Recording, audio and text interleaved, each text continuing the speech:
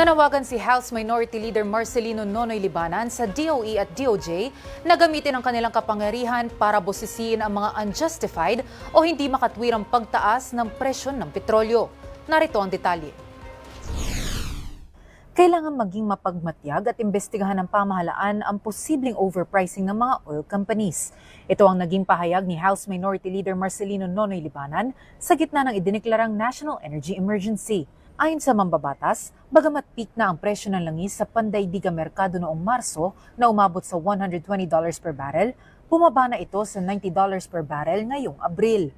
Ngunit sa kabila nito, tila hindi pa rin sapat ang nararamdamang rollback ng publiko. Binigyan din ni Libanan na sa ilalim ng Republic Act No. 8479 o Downstream Oil Industry Deregulation Law of 1998, may kapangyarihan ng DOE-DOJ Task Force na mag-imbestiga at mag-initiate ng legal na aksyon laban sa mga mapansamantalang kumpanya ng langis. Giit ng mambabatas, dapat maging prioridad ang proteksyon ng mga consumer at hindi dapat dumagdag sa pasanin ng pamilyang Pilipino ang hindi makatwirang taas presyo. Pinayuhan din ni Representative Libanan ng task force na magsagawa ng motu proprio investigation o kusa na silang kumilos kahit walang formal na reklamo upang masigurong walang magaganap na sabwatan o collusion sa industriya ng langis.